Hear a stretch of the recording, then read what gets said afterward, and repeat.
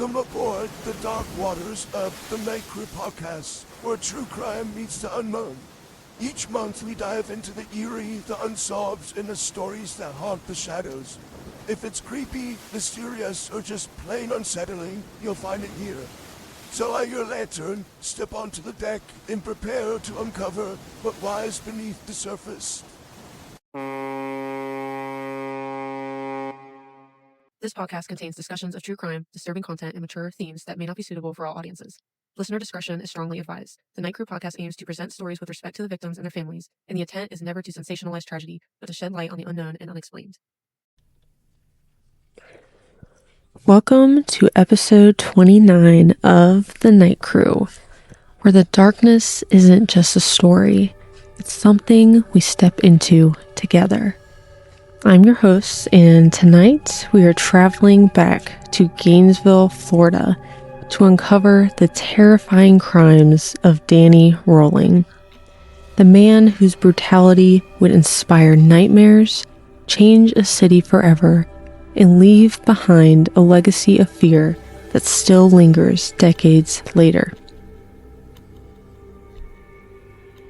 Before the terror in Gainesville, before the headlines, before the name Gainesville Ripper struck fear into an entire city, there was a boy growing up in a house filled with fear.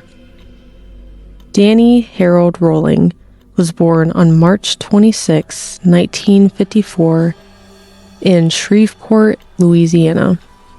From the outside, his childhood may have looked ordinary, but behind closed doors, it was anything but. Danny's father, James Rolling, was known to be violently abusive. He ruled the household with intimidation, rage, and cruelty. According to later reports, beatings were common, punishments were harsh, and fear became a constant presence in Danny's life. Neighbors would later describe hearing shouting coming from the home, sometimes followed by silence that felt even more unsettling. For Danny, home wasn't safe. It was unpredictable, explosive, dangerous. There was another layer to Danny's childhood that made the fear even more suffocating. His father wasn't just an angry man behind closed doors. He was a police officer in Shreveport. To neighbors and coworkers, he represented authority, protection, law, and order. But inside the Rolling home, that authority became something else entirely. Family members later reported that Danny witnessed his father physically abusing his mother, violence that unfolded in front of him again and again. There was no escape, no safe place to run. The man who terrified him at home was the same man the outside world trusted. As he grew older, that fear began to turn into anger, and eventually into fantasy. Danny struggled in school. He had trouble connecting with others and often felt isolated from other children his age. Some reports suggest he was bullied and mocked, leaving him feeling rejected and alone. Isolation became familiar to him, and beneath that isolation, something darker was forming. By his teenage years, Danny began showing troubling signs, stealing, lying, and developing violent thoughts he kept hidden from the world. He reportedly developed an early fascination with weapons and violent imagery, though much of what he felt stayed locked inside his imagination. But what made Danny truly different was what lived inside his mind. Years later, investigators would learn that Danny had developed violent sexual fantasies, ones that mixed control, domination, and death. These weren't fleeting thoughts. They became obsessions, fantasies that would only grow stronger with time. Some accounts suggest that Danny created an internal fantasy world he referred to as Gemini, a darker identity that allowed him to separate himself from reality. Whether this was a true alternate persona or simply a way to describe his violent urges, it revealed just how deeply his imagination had begun to shift into dangerous territory. By adulthood, Danny's life had begun to spiral. He drifted from job to job, never staying in one place long. Relationships failed. Stability slipped further out of reach. He briefly served in the United States Air Force, but after returning to civilian life, he struggled to build a steady future. Marriage offered a momentary sense of stability, but it didn't last. When his marriage fell apart, it left Danny feeling rejected, abandoned, and increasingly disconnected from reality. That rejection seemed to fuel the anger already building inside of him. And as frustration grew, his behavior became more dangerous. He began committing burglaries, breaking into homes, often while the occupants were away. At first, these crimes were about money, survival, and opportunity. But eventually, they became something else. Something more personal. Danny didn't just break into homes to steal. He lingered, he explored, he studied the lives of the people who lived there. It gave him a sense of power, control, and for someone who had grown up feeling powerless, that control was intoxicating. Then came a turning point, one that would push Danny further down a violent path. In the late 1980s, his life reached a breaking point. His relationships had failed, his future felt uncertain, rage simmered beneath the surface, waiting for an outlet. And in 1989, that rage would finally explode. In Shreveport, Louisiana, Danny Rolling would commit his first known murders, a crime so brutal, so horrifying, that it would foreshadow the terror still to come. A family would be targeted, a home would become a crime scene, and the killer would take his first irreversible step into darkness. But the worst was still ahead. The first known murders. Before Gainesville became the name everyone feared, there was another crime scene. In 1989 in Shreveport, Louisiana, Danny Rolling's violence escalated into murder for the first time in a way that investigators could confirm. Inside a quiet home, the Grissom family was found dead, and that consisted of Tom, Julie, and Sean. This was not a public attack. It was a home invasion, violent, sudden, and deeply personal. The crime scene shows signs of a brutal struggle inside the residence. Investigators determined that the attack had occurred within the home itself, and that the offender had remained inside the space afterward for a period of time.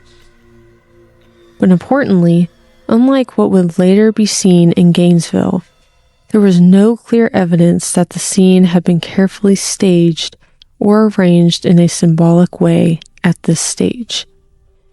Instead, what investigators found was chaos, a violent eruption inside a family home. There were no indications the offender lingered in the environment after the murders, but the exact actions taken inside the home were never fully confirmed in detail. What remained clear, however, was the psychological significance of the crime.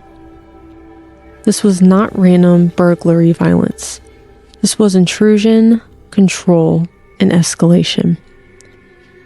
For investigators, the Shreveport murders marked a turning point. It showed a suspect capable of entering occupied homes and committing extreme violence inside them. It also showed a pattern beginning to form, one that would later evolve into something far more organized and far more terrifying. At the time, there was no immediate connection to other crimes. Danny Rolling remained unidentified as the killer, and the case would soon fade into the growing list of unsolved violent homicides. But in hindsight, this was the beginning. The first confirmed step into the darkness that would eventually lead to Gainesville, Florida. By the summer of 1990, Danny Rolling had arrived in Gainesville, Florida, a quiet college town surrounded the University of Florida, a place where students lived in off-campus apartments, often with little security and routines that made them vulnerable at night. That vulnerability is exactly what he targeted. The victims. There was Sonia Larson, 18 years old, Krista Hoyt, 18 years old, Christina Powell, 17 years old, Tracy Pauls, 23 years old, and Manuel, or his nickname is Manny Tabada. He was 23 years old, so he was the oldest. Each victim was discovered inside their own apartment. Each case showed the same offender behavior pattern. So after reviewing the official case law and court records, I'm going to go deeper into the details of the murders as they were documented during the investigation and trial. And I'm going to put the link of this website down at the bottom so you can go there as well to read the entirety of the case. I just wanted to know what actually happened, what he actually did. So it is called Rolling v. State, 1997 Supreme Court of Florida. And I'm going to read directly from that case law website, actually. The record reflects that in the early morning hours of August 24th, 1990, Danny Rolling, armed with both an automatic pistol and a Marine Corps K-bar knife, broke through the rear door of an apartment shared by college students Sonia Larson and Christina Powell.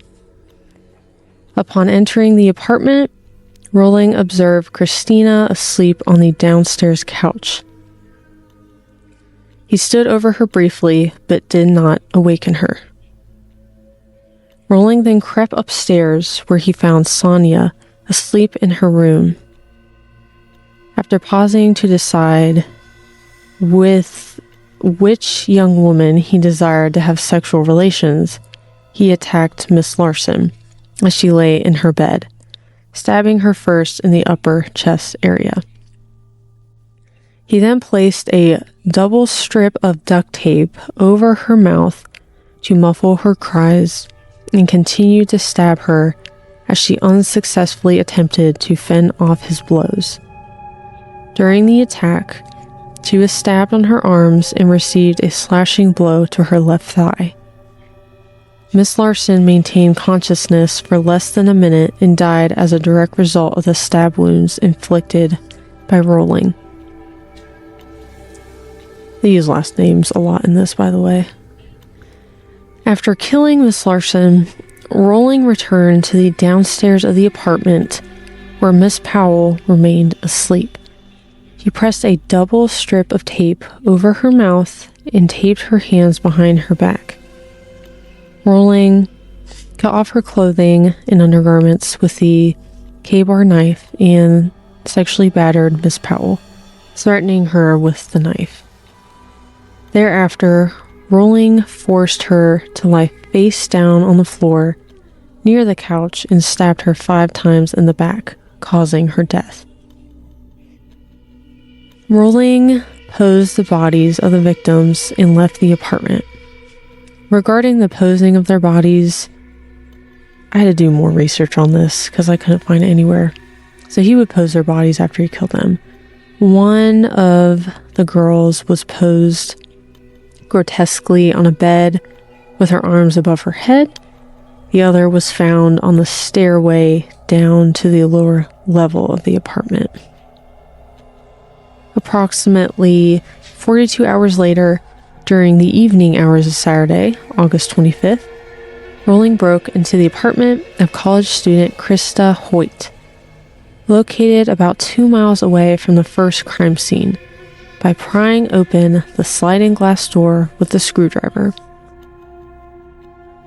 Armed with the same automatic pistol and K-bar knife, Rowling waited in the living room for the arrival of Miss Hoyt, a young woman into whose bedroom he had peeked a few days earlier.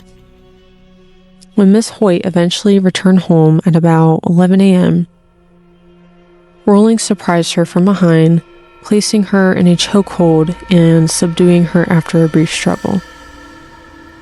He taped her mouth and her hands and then led her into her bedroom, where, after cutting and tearing off her clothing and undergarments, he forced her onto her bed, threatened her with this knife, and sexually battered her.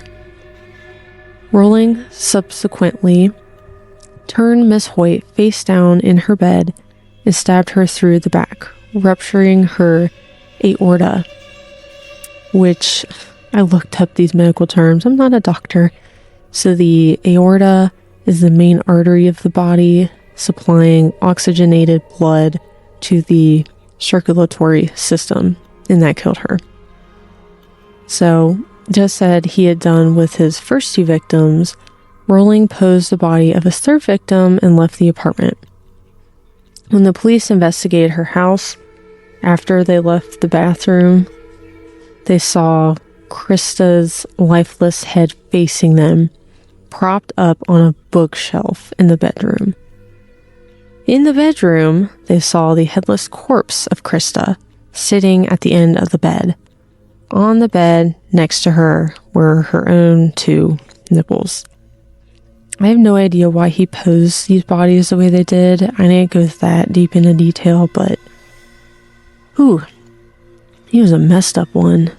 And he always turned them over to stab them in the back. It's like he couldn't kill them while facing them, which is an interesting thing. So, a little over a day later, at approximately 3 a.m. on August 27th, Rowling entered a third apartment, occupied by roommates and college students Tracy Pauls and Manny Tabata. Again, Rowling broke into the apartment by prying open the double glass sliding door with the same screwdriver he used to enter Miss Hoyt's apartment.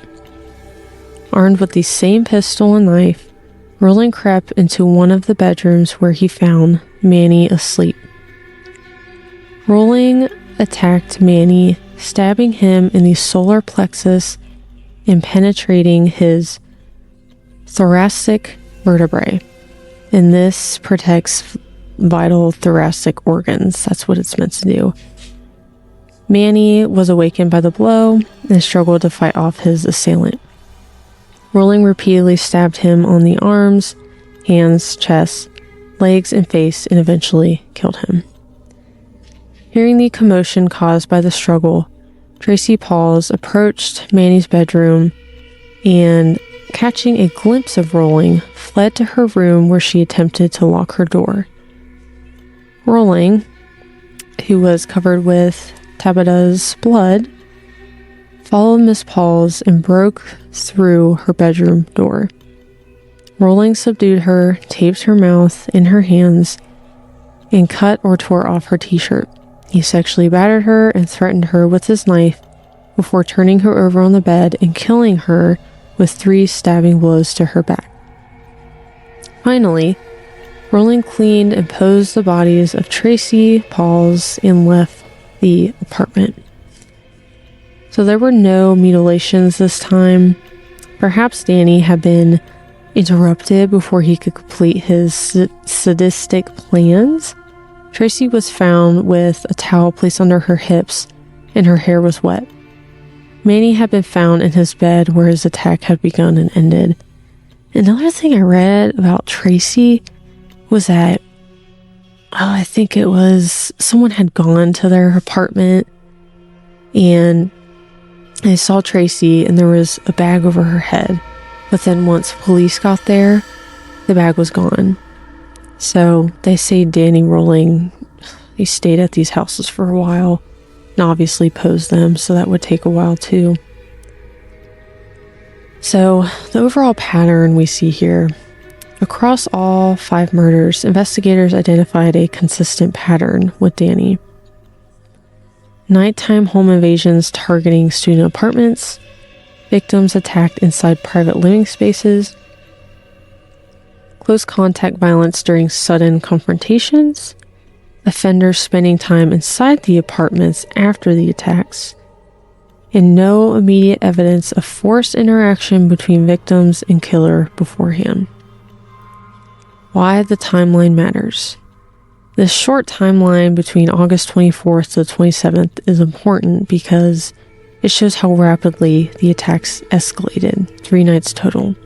It explains why Gainesville panic spread so quickly.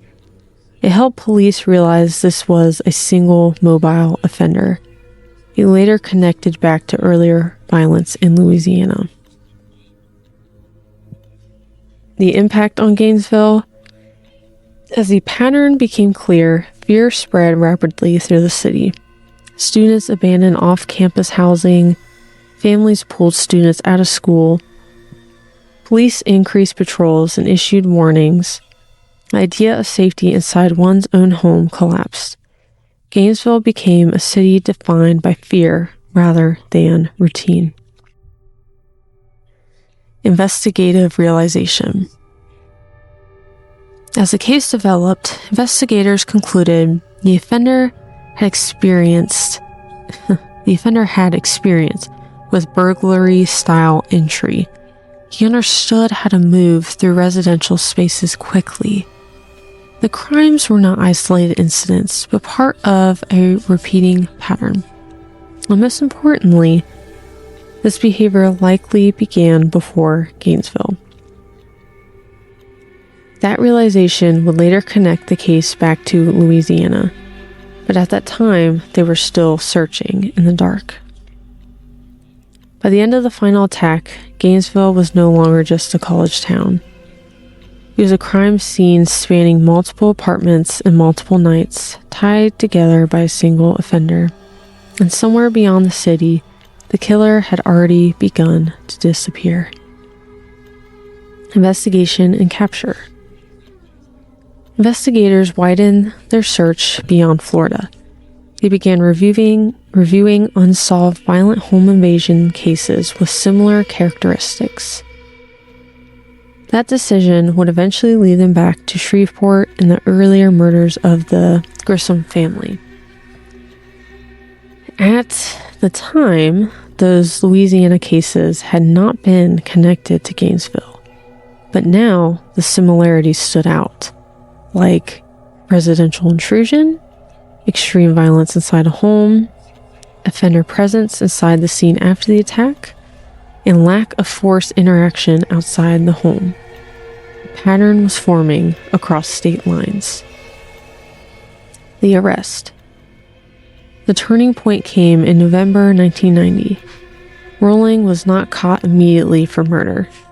Instead, he was arrested in Ocala and nearby areas after being linked to unrelated crimes, including burglary-related activity.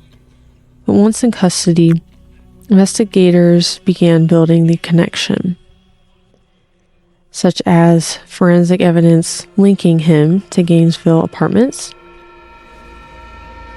behavioral similarities to the Louisiana murders, possession of items tying him to crime scenes, and inconsistencies in his statements during questioning. As pressure increased, Rolling eventually became a suspect in the Gainesville killings. Once confronted with the growing evidence, Danny Rolling began speaking about the crimes. He admitted involvement in the Gainesville murders. He also referenced earlier killings in Louisiana, confirming what investigators had suspected. but his statements were inconsistent, shifting in detail and clarity depending on questioning. Still, the pattern was undeniable. One offender, multiple crime scenes, 2 states, one escalating series of home invasion murders. The case moved quickly once the connection was established. Rolling was charged, tried, and ultimately convicted for the Gainesville murders. The evidence included forensic links to multiple crime scenes, victim and scene pattern consistency, burglary-based entry behavior, and his own admissions during interrogation. He was charged with 5 counts of first-degree murder, 3 counts of sexual battery, and 3 counts of armed burglary of a dwelling with a battery. On June 9th, 1992, Rolling entered a plea of not guilty on all counts. Subsequently, on February 15th, 1994, the day set for trial, Rolling changed his plea to guilty on all counts. The trial court accepted Rolling's plea after reviewing with him the factual basis for it and adjudicated him guilty on all counts. A penalty phase proceeding was held, and the jury recommended that Rolling be sentenced to death for each murder by a vote of 12-0, as it should be.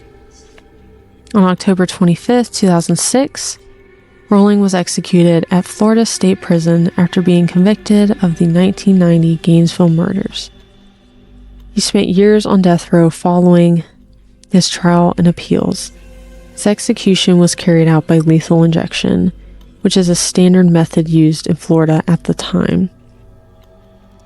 His final moments reported. Before his execution, reports say he apologized to victims' families. He made religious statements. He sang a hymn in his final hours, and he showed a calmer demeanor compared to earlier interviews. When the case finally ended, what remained wasn't closure. It was impact. Danny Rolling had already been identified, tried, and removed from society, but the questions he left behind never really disappeared. Because what happened in Gainesville was never just a series of murders. It was a rupture in how people understood safety. Students went back to school, apartments were rebuilt. Life continued in the shadow of what had happened near the University of Florida. But for those who lived through it, something had changed permanently. Doors stayed locked a little longer. Footsteps were checked a little more carefully at night. And silence was never just silence again. Because cases like this don't really end when the headlines fade. They linger in memory, in habit, in fear that becomes part of routine. And maybe that's the part that stays the longest.